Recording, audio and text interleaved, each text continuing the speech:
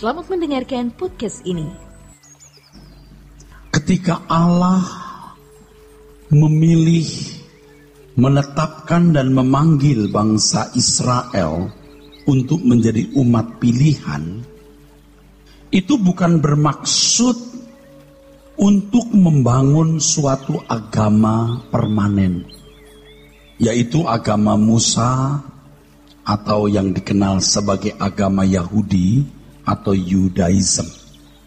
Tuhan tidak bermaksud membuat atau membangun agama yang permanen.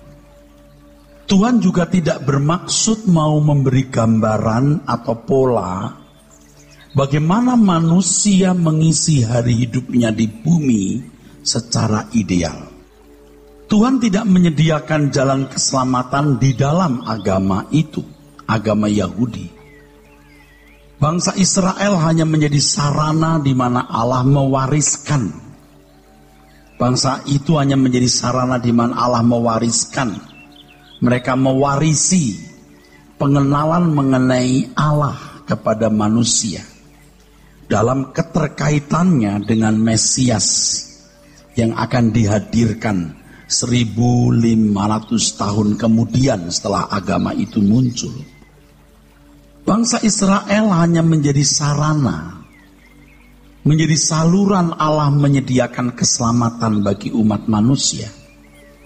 Agama Yahudi menjadi cikal bakal dari keselamatan yang kemudian hari dihadirkan, di mana di dalam keselamatan itu manusia menemukan tuntunan hidup yang ideal. Bagaimana manusia mengisi hari hidupnya. Banyak orang Kristen salah memahami maksud Tuhan memilih, menetapkan dan memanggil bangsa itu menjadi umat pilihan. Banyak orang Kristen berpikir bahwa cara hidup dan sejarah bangsa Israel menjadi pola atau gaya hidup orang Kristen. Ini kesalahan. Kehidupan bangsa Israel tidak bisa menjadi pola hidup kita.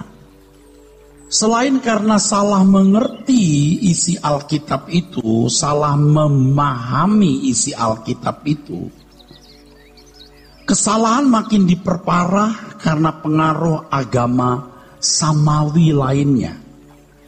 Agama Samawi maksudnya agama yang meyakini bahwa agama mereka berasal dari Allah. Agama Samawi. Agama Samawi ini biasanya mempercayai agama mereka berasal dari Allah. Mereka percaya Allah itu esa. Mereka memiliki hukum. Jika melakukan hukum, Allah akan memberkati. Jika tidak melakukan hukum atau melanggar hukum, Allah akan menghukum atau mengutuk. Itu ciri-ciri agama Samawi. Seperti agama Yahudi juga begitu. Kalau taat diberkati, tidak taat dikutuk. Saudaraku sekalian, jadi selain karena salah mengerti isi Alkitab, hal ini juga disebabkan karena pengaruh agama Samawi lainnya yang nuansa kehidupan keberagamaannya seperti agama Yahudi. Dan pada kenyataannya memang agama Samawi di dunia ini bisa berakar dari agama Yahudi. Agama Yahudi itu satu-satunya agama atau bangsa yang memiliki pengenalan akan Allah. Bagaimana orang tahu bahwa ada Allah yang menciptakan langit dan bumi? Ada Adam dan Hawa. Bumi pernah dihancurkan oleh air bah. Abraham yang dikenal oleh agama Islam Ibrahim. Bagaimana bisa dikenal? Bagaimana bisa mengenal dari kitab itu? Entah apakah mereka mengakui atau tidak. Tapi kalau orang Kristen mengakui bahwa root akar dari pengenalan akan Allah yang kita pahami itu berangkat dari agama Yahudi.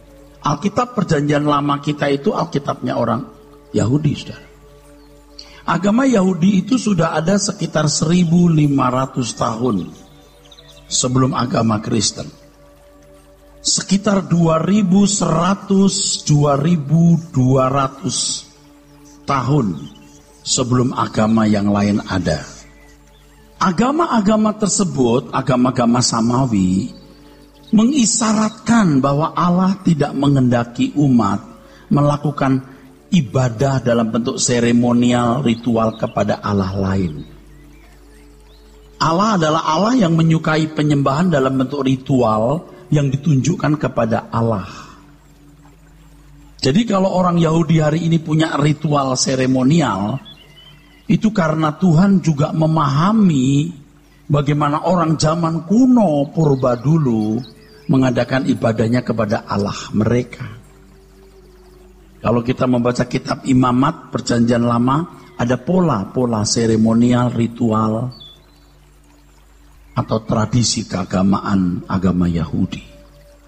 Jadi sebelum ada agama Kristen itu, orang Yahudi sudah mengenal sembahyang sekian kali dalam satu hari, kiblatnya ke Yerusalem. Mereka sudah memiliki pola-pola seremonial, ritual seperti itu, saudara. Dan pada umumnya agama Samawi meyakini itu.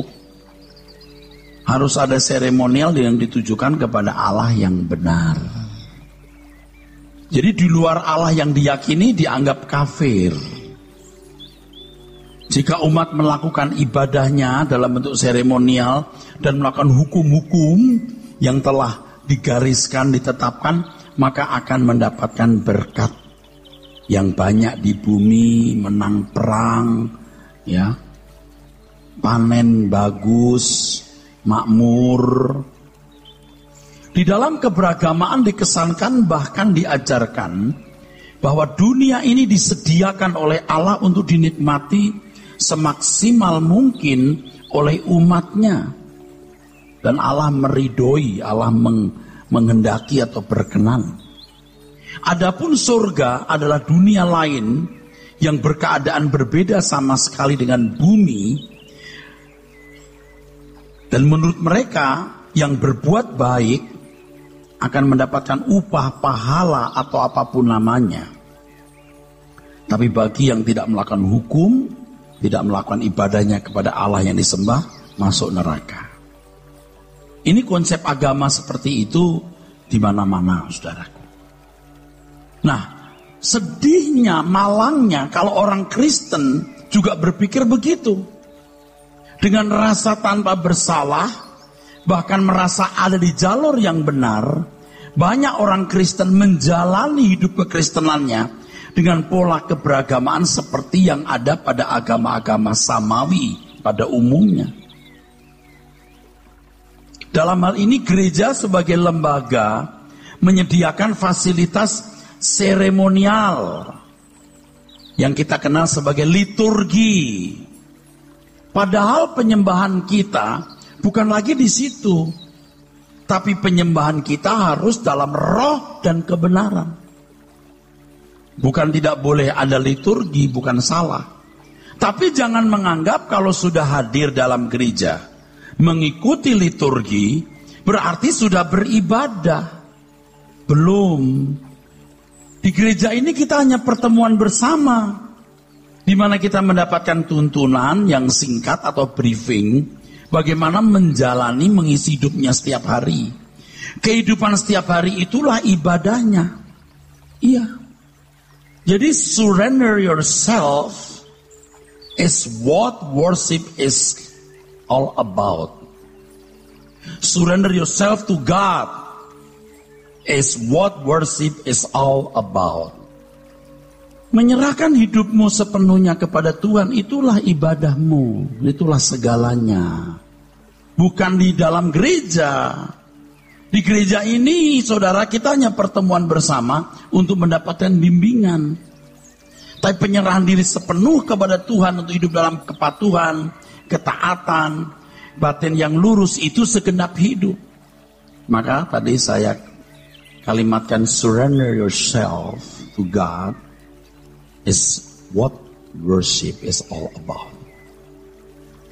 Saudaraku sekalian, khotbah-khotbah yang disampaikan banyak hanya berupa tuntunan untuk bermoral baik sesuai dengan hukum yang dilakukan bangsa Israel. Sekarang lebih rusak lagi. Promosi kekuatan kekuasaan Tuhan dan segala janjinya untuk bisa memperoleh kenikmatan hidup, kemenangan dalam arti sukses karir, studi, dan lain-lain. Lebih rusak lagi. Kalaupun berbicara mengenai kasih yang diajarkan adalah bagaimana berbuat baik, memberi bantuan kepada orang yang membutuhkan pertolongan. Padahal kasih yang diajarkan Tuhan kepada kita adalah tindakan yang selalu sesuai dengan pikiran dan perasaan Allah. Oleh sebab itu orang percaya harus memiliki pikiran perasaan Kristus. Berbeda sekali, saudara. Berbeda sekali. Kesalahan ini telah menutup mata pengertian banyak orang Kristen. Sehingga mereka tidak mengenal Injil yang benar, tidak mengenal Injil yang asli, yang orisinil, yang diajarkan oleh Tuhan Yesus. Coba perhatikan, di banyak gereja hari ini, Injil ditawarkan sebagai alternatif lebih baik dibanding agama lain, dibanding agama samawi lain, untuk berhubungan dengan Tuhan. Sebab dengan percaya kepada Tuhan Yesus, walaupun tidak jelas maksud percayanya itu, maka orang bisa berstatus sebagai anak-anak Allah. Kalau berstatus sebagai anak-anak Allah berarti mendapat jaminan perlindungan pemeliharaan Tuhan, dan kalau mati memiliki kepastian masuk surga. Sedangkan percaya itu sendiri belum diajarkan dengan benar. Kalau hanya percaya Yesus sebagai Tuhan dan Juru Selamat, itu hanya mempercayai statusnya. Kalau hanya mengerti kisah mengenai Tuhan Yesus yang ditulis Injil dan mempercayainya, itu baru mempercayai sejarahnya. Percaya kepada Tuhan Yesus sesuai dengan pengertian kata percaya itu, pisteuo, artinya menyerahkan diri sepenuh. Surrender yourself to God is what worship is all about. Belum menyerahkan diri sepenuh. Penyerahan diri sepenuh kepada Tuhan Yesus akan ditunjukkan dengan kehidupan yang semakin seperti Tuhan Yesus. Jadi kalau kehidupan seseorang tidak semakin seperti Tuhan Yesus, dia tidak bisa dikatakan beriman. Kadang-kadang saudara, kita tidak ngerti kenapa orang kok begitu sembrono, ceroboh ya. Hidupnya bukan tambah baik, makin tua itu makin tidak baik. Tidak nampak itu pribadi Kristus dalam hidupnya. Ini pasti tidak berjalan dengan Tuhan setiap hari. Kita juga bukan orang yang sudah sempurna, kita belum sempurna. Tapi belajar dong untuk sempurna. Memang orang Kristen yang salah konsep mengenai kekristenannya, seperti yang tadi saya kemukakan, itu bukan berarti rusak sama sekali. Keberagaman Kristen yang mereka anut bisa menciptakan diri, membuat mereka beragama yang berbudi luhur dalam ukuran manusia, memiliki ketertiban hidup di masyarakat, dan mereka juga membela gereja, membela agama Kristen dalam batas tertentu. Membantu misi pembangunan gereja bisa. Apa bedanya dengan orang non-Kristen yang membantu rumah ibadahnya dan seluruh pekerjaan-pekerjaan keagamaan mereka? Tetapi orang Kristen yang tidak memahami kebenaran Injil yang murni ini tidak mampu fokus kepada Tuhan. Fokus hidup mereka masih dunia hari ini. Agama itu tidak memindahkan hati ke surga loh. Kecuali ada sekelompok kecil orang-orang yang fanatik. Saya juga mengerti. Ada agama yang begitu fanatis ke surga dan berbuat apapun demi bisa masuk surga. Sayang kalau tidak mengenal Yesus sebagai satu-satunya jalan keselamatan. Orang Kristen yang salah konsep dalam kekristenannya, tadi saya contohkan orang Israel itu menjadi model hidupnya, ya, hukumnya, sejarahnya. Makanya tidak sedikit itu ya pendeta-pendeta yang memungut berbagai peristiwa hidup bangsa Israel di zaman perjanjian lama lalu mengenakannya dalam hidupnya di sini. Seperti bangsa Israel menginjak tanah Kanaan, maka mereka juga menginjak tanah tetangganya. Taat berkat, tidak taat laknat. Paulus taat tapi juga tidak ada berkat jasmani loh. Masih miskin, tidak punya rumah. Salah konsep ini tidak membuat orang menjadi rusak. Tetap bisa menjadi orang baik, bisa. Tetapi tidak mampu meninggalkan percintaan dunia. Agama itu masih memarkir manusia di dunia. Beragama kan supaya dilindungi, dijaga, diberkati. Kalau taat malah mendapat berkat. Kalau kekristenan ditawarkan sebagai salah satu alternatif, ini lebih baik loh dibanding yang lain. Yang ini jadi anak Allah loh, lebih dijaga loh, lebih dipelihara loh. Boleh mengklaim janji Tuhan. Kalau mati boleh lebih yakin loh, ada kepastian masuk surga. Kelihatannya benar. Salah itu. Itu keliru. Tuhan Yesus tidak pernah mengajarkan Injil seperti itu. Maka orang-orang Kristen yang salah mengerti ini tidak mampu meninggalkan dunia dengan segala kesenangannya. Tidak mampu menghayati bahwa rumahnya itu di surga. Dunia bukan rumah dan kerajaannya. Orang-orang Kristen seperti itu masih merasa memiliki hak.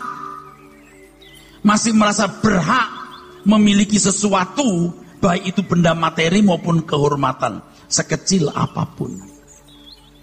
Orang Kristen yang salah konsep tidak memiliki gairah yang kuat untuk mencapai kesucian dan kesempurnaan.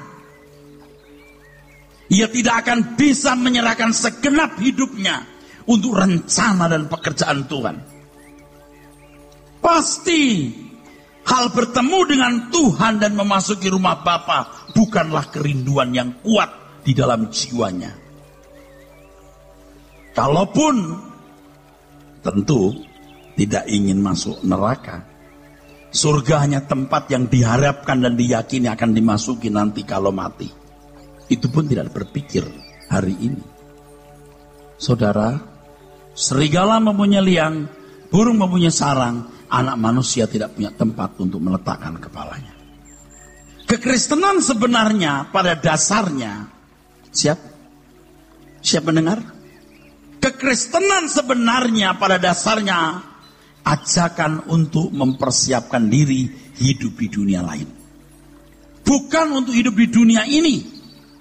Sebab dunia ini akan pasti berakhir.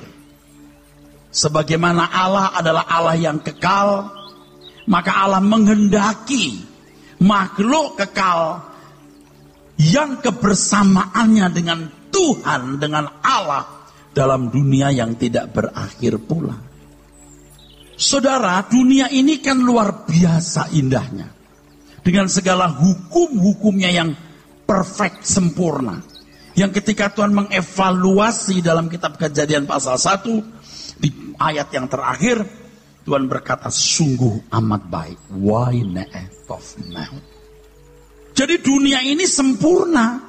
Diberikan kepada manusia untuk dinikmati. Dan manusia bisa bahagia. Dan manusia bisa bahagia kalau manusia memiliki Tuhan.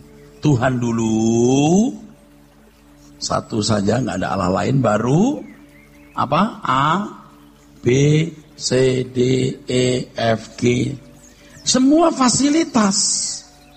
Ini plus. Setelah punya Tuhan plus ini ditambah yang lain.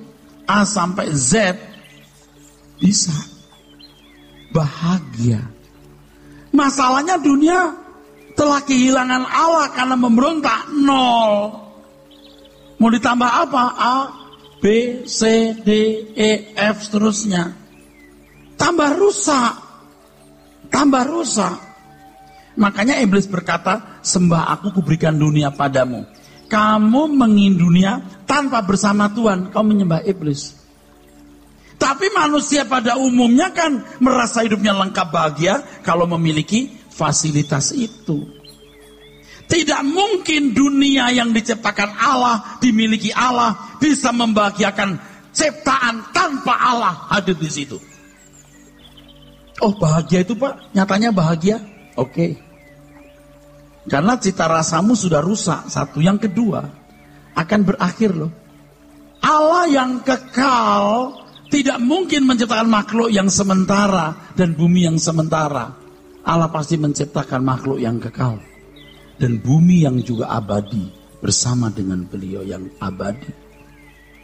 Jadi 70 tahun itu saudaraku semu. Kalau orang masih berkeras, ya tunggu saja nanti. Semua harapanku ku taruh kepadamu, besar sukacitaku, ku memandang wajahmu. Takkan ku harap lagi bahagia dunia ini, semua hanya semu belaka. Tuhan dan kerajaanmu itu segenap hidupku, sekarang dan selamanya. Yuk kita berubah yuk saudaraku. Kalau orang berkata, Pak, enggak semu, saya nikmati kok Pak. Oh ya, oke. Berapa umurmu sekarang? 40 tahun Pak. Tunggu 30 tahun lagi baru kamu tahu semuanya. Atau 40 tahun lagi. Berapa usiamu? 60 tahun Pak. Ya, tunggu 10 tahun lagi lah. Baru kamu tahu semuanya hidup. Orang kok enggak mau percaya. Ketika segala satu gone, lenyap, vanish. Not just disappear, tapi vanish, lenyap. Kenapa? Makanya sekarang setelah kita punya Tuhan, ABCD pun bisa dikasih. Tetapi ABCD yang kita miliki ini, semua menjadi sarana kita mengabdi kepada Tuhan. Bukan harta kita. Hartanya Tuhan. Harta kita sendiri itu di langit baru, bumi baru. Lukas 16 ayat 12 mengatakan, kalau kamu tidak setia dalam hal mamon yang tidak jujur, siapa yang mempercayakan hartamu sendiri?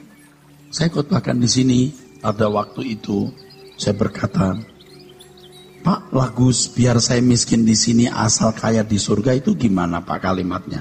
Bener itu. Kamu tidak akan kaya di surga kalau nggak miskin di sini.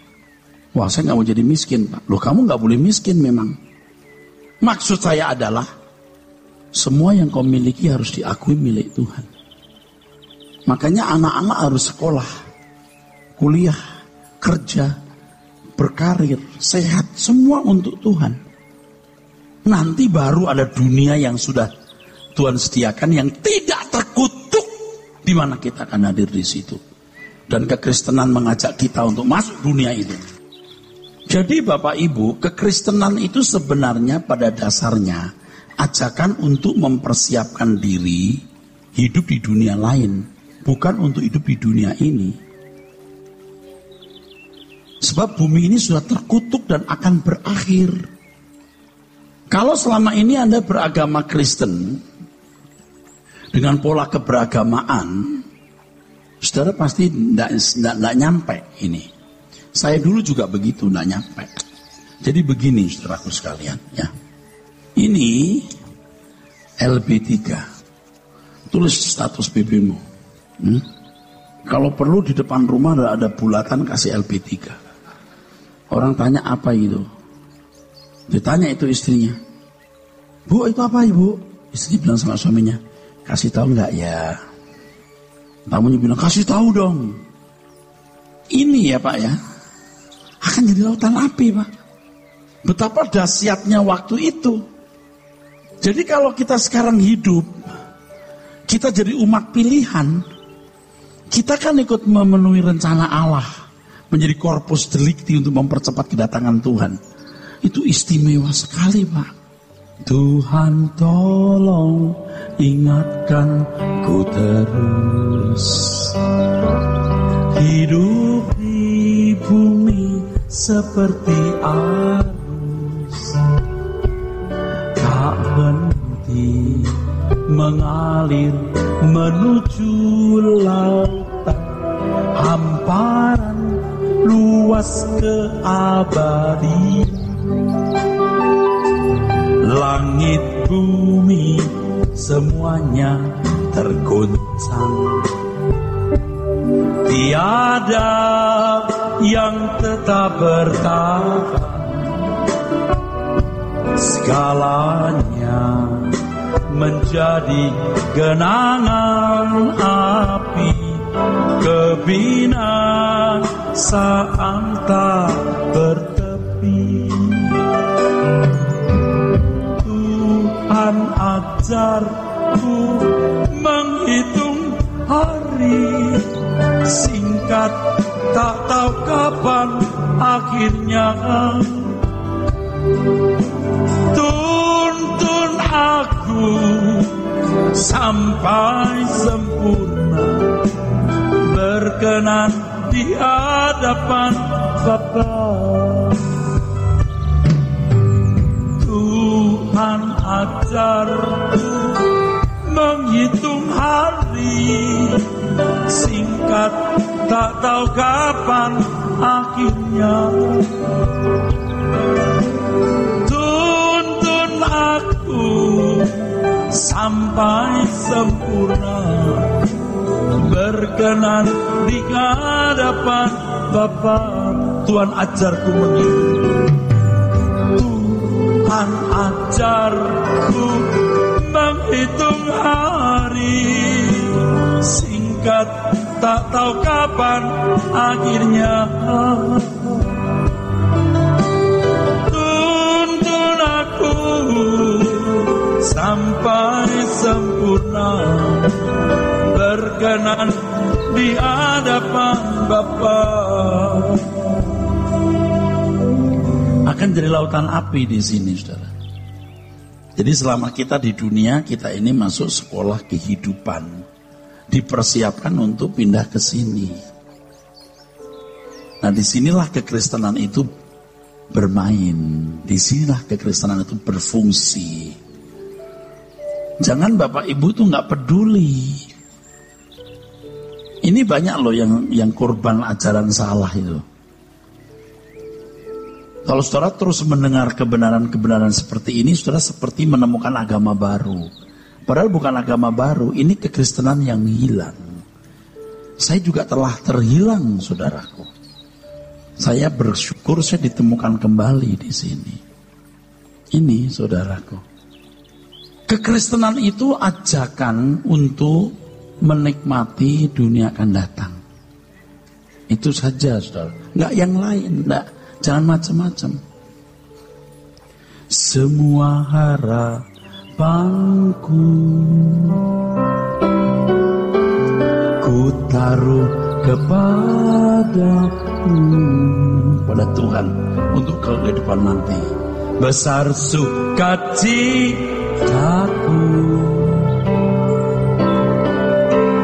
ku memandang wajahmu.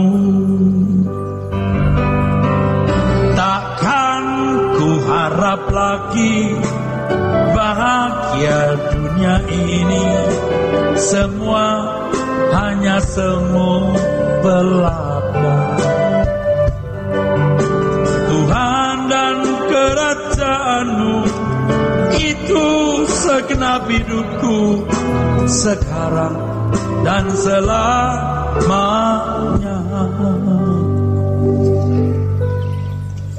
Banyak orang sudah tidak sanggup untuk memberikan semua kepada Tuhan. Makanya saya berhutang kepada anak-anak sekolah minggu. Sekarang lagi saya rancang. Saya mau tulis mengenai kekekalan, mengenai kejujuran, mengenai hormat orang tua. Saya merasa saya perlu menulis ini untuk anak-anak. Dulu saya guru sekolah minggu, saudara. Nanti biar dikembangkan guru-guru. Anak-anak harus sudah mulai tahu, misalnya begini. Tahukah kalian berapa umur manusia? Dia bilang 70 tahun. Salah. Belum tentu, belum pasti. Bisa umur 6 hari meninggal, 7 bulan meninggal. Diajar dulu. Lihat gambar kecelakaan, bayi mati. Anak-anak mesti diajar tahu. Untuk apa kita hidup, diajar. Bahwa kita hidup ini untuk langit baru, bumi baru. Dari anak-anak nanti masuk remaja sampai ngerti. Jangan menikah kalau belum pasti pasanganmu itu bisa diajak melayani Tuhan. Yang kedua, tidak jadi hadiah untuk orang tua, jangan kawin. Jadi pasanganmu harus ikut melayani Tuhan. Yang kedua jadi hadiah untuk mama papa. Itu diajar dari remaja. Dia gak sembarangan lihat pria atau wanita lalu tidur bareng dan lain sebagainya dong. Amin, saudara. Supaya anak-anak diajak militan sejak muda. Selama ini kita itu kurang berani mengajarkan militansi. Agama tetangga kita saja, saudara, tiap malam mengajar anaknya loh, bisa. Tiap malam bisa ngaji loh. Nah kita seminggu sekali itu pun cuman Yesus gembala yang baik. Gambar Tuhan tahun kapan gitu, abad 1 sambil bawa cempe gitu. Nggak mutu gitu saudaraku, nggak jelas maksudnya apa. Bagaimana kejujuran, menghormati orang tua, menolak tidak ajakan anak-anak, teman-teman yang berkelahi, ya sudah mengalah, tidak ikut tawuran, mesti diajar begitu. Tidak boleh merokok, apalagi narkoba. Ini PR saya banyak sekali, dan saya kerja keras untuk menyelesaikan sisa umur hidup saya. Saya mau mengakhirinya dengan baik, saudaraku. Dan saya bicara ini dengan tulus, supaya saudara mendapat bagian di kekekalan. Kalau ada di antara saudara yang sombong, merasa, ya itu mah pendeta ngomong begitu, saya gak ada urusan sama kamu. Jangan sombong, bertobatlah. Pada umumnya hampir semua manusia melakukan segala sesuatu hanya untuk kehidupannya di bumi. Dari sekolah, kuliah, kerja, menikah, punya anak, terus hanya di bumi. Kalau punya kekayaan pun hanya untuk dirinya atau untuk anak-anaknya atau orang yang dikasihi. Tidak pernah berpikir bahwa dalam hidup ini dia harus menemukan Tuhan dan menyukakan hatinya. Cara berpikir yang salah ini sudah mengakar dalam diri semua manusia. Tanpa sadar pikiran banyak orang telah dicemari dan merekam bahwa tidak ada dunia lain yang dapat dinikmati selain dunia hari ini. Kalau saya sebagai pendeta saja bisa sesat. Yang kunikmati jemaat, pelayanan, gereja. Saya juga sesat gara-gara itu, Pak. Apalagi kalau sampai saya mengingini barang-barang dunia fana, rumah, mobil, apa, uang. Lebih rusak lagi. Yang kelihatan baik saja bisa salah kok. Yang kunikmati harusnya Tuhan dan kerajaannya. Aku dipersiapkan untuk layak masuk kerajaan surga. Banyak orang berpikir dunia di balik kubur adalah dunia misteri yang tidak terpahami. Betul-betul tidak terpahami sama sekali. Itulah sebabnya orang berusaha sejauh mungkin menghindari kematian. Padahal kematian tidak pernah tunduk kepada usia. Tidak pernah tunduk pada tempat dan keadaan. Artinya, dimanapun, kapanpun orang bisa meninggal dunia. Nah pengertian yang salah ini kan mesti dirubah. Dan ini tidak bisa dalam sekejap, saudaraku, karena sudah penuhnya pikiranmu dengan konsep yang salah. Perlu waktu yang panjang.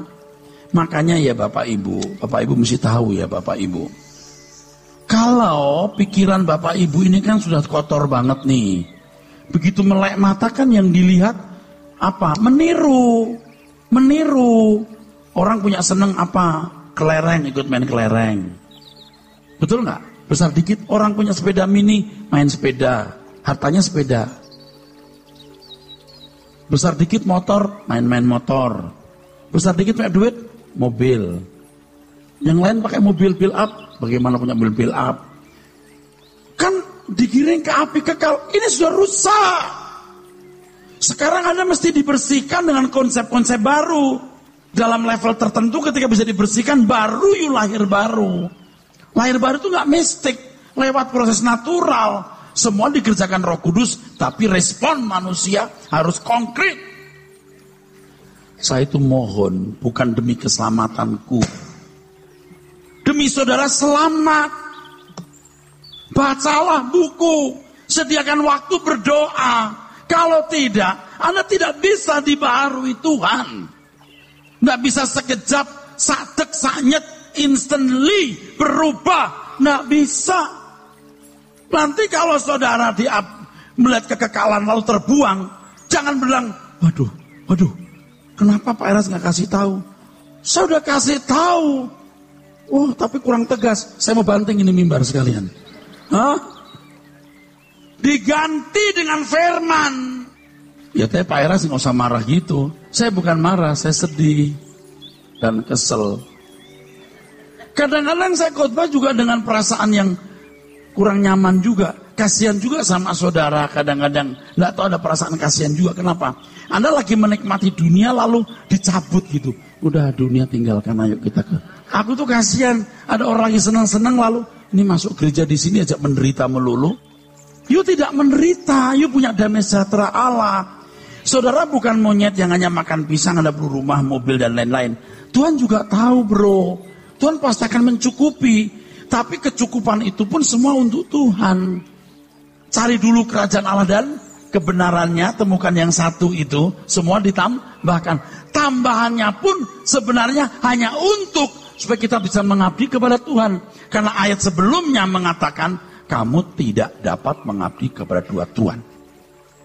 Saudara, memang kadang-kadang ini seperti agama baru gitu loh. Kok lain ya Pak? Tapi ini yang orisinil Bu. Ini yang asli yang Tuhan ajarkan. Saya sudah khotbahkan, ada orang berkata, Tuhan aku mau ikut kemanapun kau pergi. Tuhan bilang, serigala punya liang, burung punya sarang. Anak manusia tidak punya tempat untuk meletakkan kepalanya. Kamu mau ikut aku? Nah, saya sudah jelaskan, saya tidak mengulangi lagi. Ikut aku, ikut jejakku. Bukan untuk nyaman di bumi. Bukan untuk menempati bumi sebagai Firdaus. Tapi bukan berarti lalu kamu jadi kurang makan, kurang bahagia. Damai sejahtera yang kuberikan kepadamu. Damai sejahtera yang melampaui segala akal. Amin. Kalau orang tidak pernah punya mobil, tidak pernah punya duit, suka kampungan juga, saudara. Wah, kalau punya mobil saya bahagia ya. Wah, nanti aku punya rumah ya. Waduh, kalau tidur di hotel mewah gimana ya? Ngonotok bro. Gitu doang maksudnya. Sakitnya itu bukan di duit. Sakitnya bukan di apartemen. Sakitnya bukan di hotel atau di mobil. Sakitnya di sini. Di otak kita. Amin. Kan tinggal konsep orang tuh gimana. Kan ada orang ya yang gak bisa tidur di kasur. Dari kecil tidurnya di dipan, kasar. Nyaman di situ. Fisik aja bisa menyesuaikan atau adaptasi. Terus dia tidur di sana. Oh gak enak, dia di bawah. Betul gak? Ada orang yang sukanya urapan. Urap itu sayur dengan sayur kelapa. Dia dikasih sop makaroni lah, ada sosisnya. Nggak enak, maunya urap. Kan lidah kita juga suka-suka lidah itu. Sekarang kita mau rubah lidah kita, lidah surgawi. Sampai nggak doyan yang lain kecuali kerajaannya. Kan bisa bro. Loh kenapa orang-orang Kristen dulu teraniaya tetap setia? Dan nggak boleh membalas kejahatan dengan kejahatan. Kalau agama lain kan pedang, perang. Kita kan nggak boleh. Hancur dong Pak.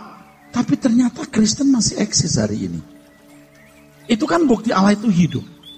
Nah, damai sejahtera kita itu di Tuhan. Sekarang bukti lagi ya. Anda gak bisa bantah ini. Ada orang ya, gadis ya, rumahnya kaya, besar. Punya halaman besar, ada kolam renang di rumahnya. Dia jatuh cinta kepada pegawainya.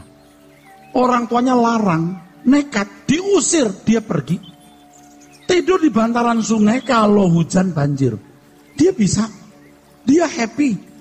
Kan sakitnya bukan di rumah, di sini. Kalau cinta, aduh saudaraku sekalian, tai ayam pun rasa coklat Holland. Apalagi coklat Holland. Betul nggak? Damai sejahtera yang melampaui segala akal. Kenapa kita nggak merapat kepada Tuhan? Kalau Tuhan itu hidup, kita yakin dia eksis, kita temui dan kita nikmati Tuhan. Sehingga kita bisa berkata begini, saudaraku. Semua harapanku ku taruh kepadamu. Seperti gadis tadi, dia jatuh cinta kepada pegawai papanya. Dia, aku enggak bisa ngasih apa-apa seperti papamu. Aku hanya bisa memberikan cinta dan kesetiaan. So sweet.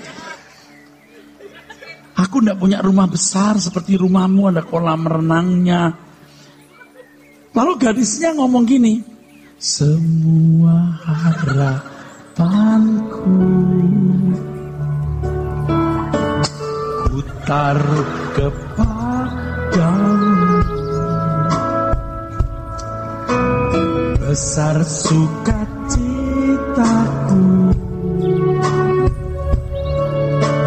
ku selalu bersamamu. Takkan ku harap lagi bahagia rumah ini, semua hanya semu belaka. Sebab biar dia di rumah itu tanpa itu pria, dia manyun, so feel lonely. Betul nggak? Dunia rasa sepi tanpa kau. Dia pergi dengan keluarganya semua ke Eropa. Pikiran dia cuma ingat itu. Si Akyong yang rumahnya di Pantar Gebang. Loh, itu kan fakta. Betul saudara? Fakta itu. Nah, kenapa kita nggak percaya Tuhan yang punya langit dan bumi? Bapak Ibu, nih pengalaman saya ya, nih ya. Dulu hidup saya tidak sebersih hari ini. Ya, saya bukan maksud membanggakan diri, saya betul-betul belajar untuk hidup suci, belajar untuk melepaskan diri ikatan-ikatan dunia. Tapi herannya, saya sering merasa nggak layak jadi anak Tuhan. Jadi saya berkata begini, Bapak, aku tidak bisa mengerti kenapa aku bisa jadi anakmu. Allah yang menciptakan langit dan bumi mau menjadikan aku anakmu. Siapa aku? Aku sulit mengerti, tapi aku percaya. Dan begitu bahagianya saudaraku waktu kita doa gitu, apalagi tengah malam. Begitu bahagianya. Doa kita seperti menembus langit-langit rumah kita, semua langit. Terus rumah Bapakku di sana. Tapi besok paginya, wah hilir mudik manusia. Jadi tipis itu harapan. Lalu jadi kok jadi berubah lagi ya? Kok gak seperti semalam ya? Jadi saya kuat-kuatkan hati saya. Saya ingat di belahan dunia lain juga gelap malam nih. Di atas sana ada miliaran bahkan triliun bintang-bintang kayak matahari. Waduh, itu punya Bapakku. Dan aku menjadi anaknya. Saya kuat-kuatkan lagi. Terus tiap hari saya belajar. Kalau tidak begitu, kita gampang berbuat dosa. Kalau nggak begitu, mulut kita jadi gampang bocor, mata kita ingini sesuatu. Kita masih jadi tidak benar, nggak bersih, saudara. Memang itu berkaitan, amin, saudara. Jadi semua harapanku kutaruh kepadamu, besar sukacitaku.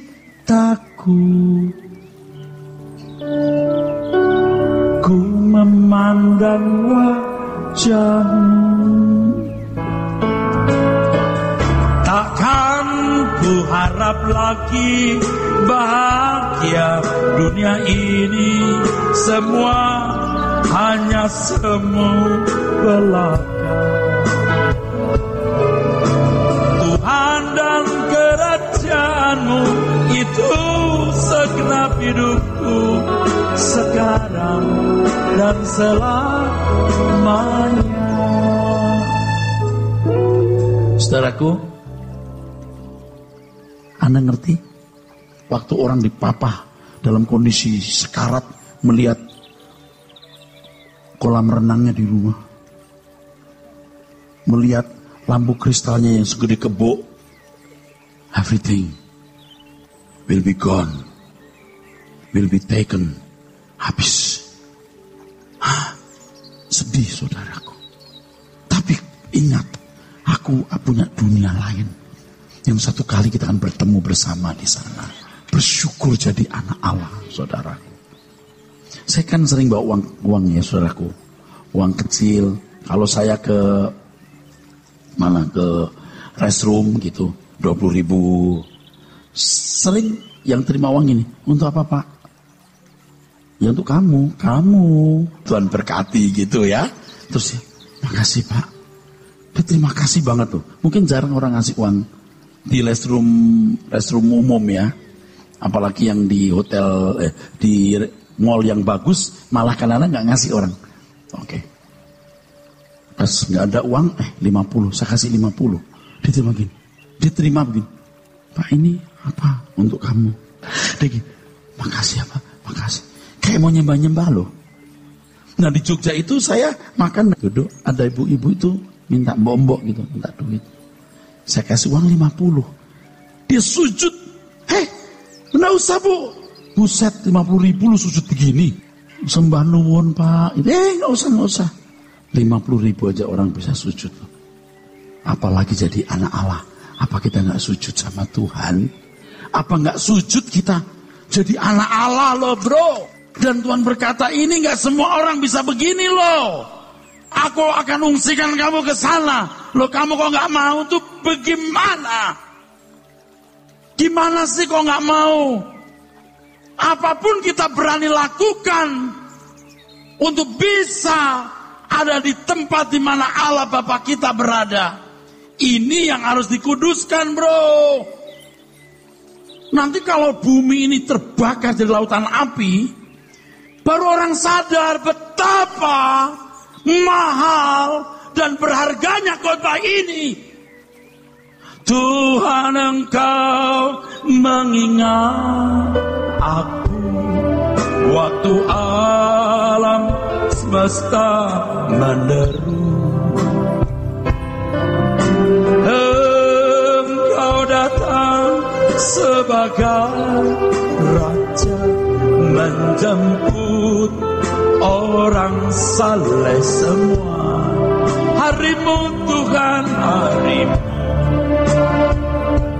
yang mulia, ku harap Tuhan, ku harap tiba.